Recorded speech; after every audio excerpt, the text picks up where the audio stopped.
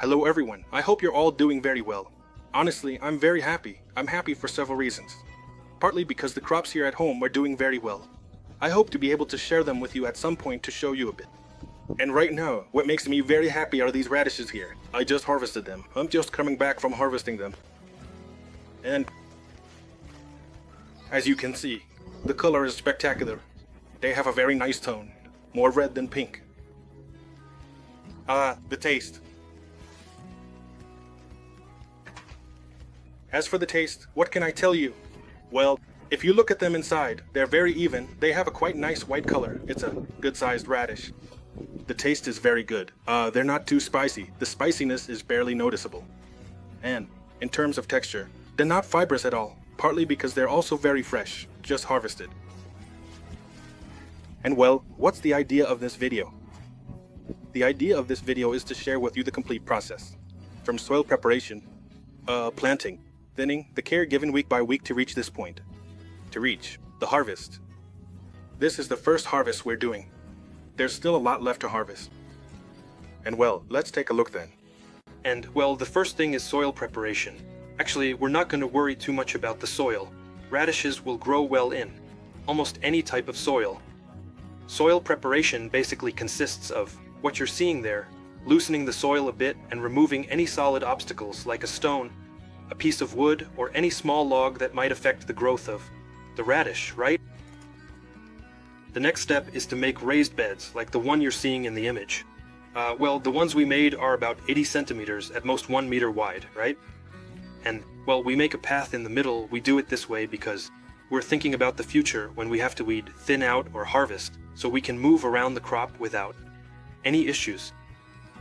Once we have the beds, the next thing we're going to do is make some small lines where we'll deposit the seeds. With any stick, just a wooden stick we find, we're going to scratch the soil. The distance we're going to use between those lines can be about 10, 12, at most 15 centimeters. As you can see, there's not much to it, just make the lines without overcomplicating things, right? And, well, once we have the lines made, we're going to deposit the seeds. In this case, the seeds we're not using are they're a hybrid seed, which is different. Hybrid is different from transgenic, so don't worry. The important thing about these seeds is that they will produce a more vigorous plant that will develop faster. And, well, the only consideration is that these hybrid seeds won't be useful for producing another generation of plants, for producing another seed, because that second generation might have issues like the stem not thickening, or not being as resistant to diseases. So that's the only consideration. In the end, we're going to use the seed we find, right? For example, for the process of planting radishes in a pot, I'm using a seed that you can get at the supermarket, an ordinary seed. And, well, for planting, what we're going to do is place the seeds in a semi-organized manner, so to speak. We're going to leave a seed about every 4 centimeters, which is about 1.5 inches. If we end up with 2 seeds, it doesn't matter, we'll leave 1 or 2 seeds. We'll correct that later when we thin them out, or as some call it, thinning. Also, I should mention that many people plant radishes using the broadcast method. The issue with that method is that it saves us a lot of time in the planting process itself, but it requires a more tedious thinning process, right? It will be more labor intensive. Plus, it might lead to improper thinning and the radishes might not develop well. That's why I prefer to plant in a semi-organized way. Then what we're going to do is start covering the seeds. We're not going to use any tools. With our hands, we'll cover them with soil, not too deep, just with the soil that's next to them. Pull it a bit, and that's it. There's no need to pack or compress the soil over the seeds. Importantly, when we finish this, if the soil isn't moist, it's important to start watering. Radishes need a lot of moisture throughout their entire process. Initially, it's necessary for the seed to germinate. Later, we'll need to keep watering consistently to prevent the radish from becoming too spicy, fibrous, and starting to crack, because when a radish goes a long time without water, a long time for a radish is 2 or 3 days, and then it receives water, it tends to crack because it will absorb all that water and swell. So it will develop cracks, splits, right? The only note regarding watering is that the radish plant can indeed withstand a lack of water. It won't die, but what it will lose is quality when we harvest it, due to what I mentioned earlier, the taste, and the fact that it cracks. For the topic of fertilization, if we wanted to, either because we have very poor soil or because we have some fertilizer or manure on hand and we want to apply it, the right time will be precisely when we do the sowing. We will do it by broadcasting.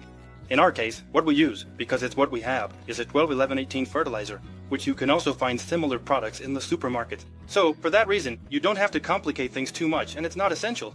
And well, if we had compost or some other different fertilizer, we would spread it in the same way and at the same time. By the first week, the radishes should have already sprouted. They sprout very quickly. And honestly, the leaves are a bit large. They are heart-shaped leaves and they are kind of smooth, you can see them there. At this point, for this first week, what is thinning or corralling, whatever you want to call it, it's not going to be done yet. It's still too early. The plant is not big enough yet. We will wait until the second week. What we will see in the second week is that the radishes will have a leaf that is a little different from those first heart-shaped ones, which will be less smooth. It is now the right time to start thinning, which will basically consist of removing plants to give enough space to the remaining ones so they can develop both the root, which will be the radish itself, so it has its space, and so the leaves don't shade each other, right? And have enough light to develop. How are we going to do it? We are going to remove about every other plant. In some places, we will find several plants and we will take them out. What we are aiming for is to leave enough space for the plants to develop. When we have to decide between two plants, we will choose the healthier one, right? In general, it shouldn't have any pest bites. It should look bigger, meaning it has more chances of becoming a full radish, right? That it will develop well. That's what we are going to take into account. And well, what we are also going to look for in terms of distance is that there are at least 5 centimeters between plants so that the radish can develop, as I mentioned before.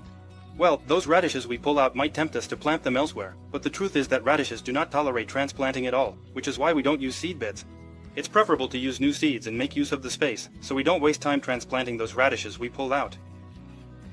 By the third week, the radish looks very large, the leaves are big, and you can start to see the developed stem, the radish itself. Just as the radish has grown, the grass and weeds are also starting to grow.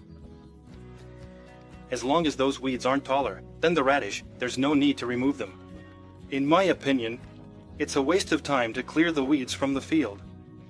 They won't significantly affect us. By the 4th week, many can already harvest. In our case, we're not going to harvest yet, we're going to leave them for the 5th week. The issue is that there's a tree that casts a shadow in the mornings. So, that greatly affects the development time of our radishes. But as I mentioned, many might already have radishes of good size by the 4th week that they can start harvesting. Maybe not all, but some. And well, by the 5th week, or for some maybe the 4th week, the most beautiful part comes, what we've been waiting for the most, which is the harvest. A harvest is very easy. Not all. The radishes will be uniform. There will be some radishes that might need another week, or just a few more days. So, what we're going to do is look for the radishes that are larger in size. Because we'll also need to start picking them, as those large radishes will also start to burst. They won't burst just due to lack of water, but also because of their excessive size. So, it's very easy. What we do is simply pull on the leaves. With that, we'll start harvesting them. We'll go through the entire field. Let's say, everywhere we have the radishes planted, looking for those radishes that are ready for harvest. The others will continue giving them time to finish developing and reach a good size. That's what we harvested on the first day. Basically, day by day, we'll need to keep checking the radishes to see what we can harvest. My advice is to harvest them in the morning, before they've been exposed to light, because they'll have a higher moisture content and will be tastier. And well, a few final considerations with these radishes. I want to mention that the color, skin of the radish itself will depend more on genetics, meaning it will depend on the radish seed, and not so much on the care. Then, if you want to see the process of planting radishes in a pot, I'll be posting the video here in the coming days. It's a bit different. Another consideration is that the radish and the turnip, the handling is very similar, but the planting itself, the distribution is different. So, for you to keep in mind, the turnip will take up more space and the turnip will be slower. In addition to needing, to bring soil closer, what they call hilling, because it tends to bend the stem. And well, that's all I have to share with you. Goodbye.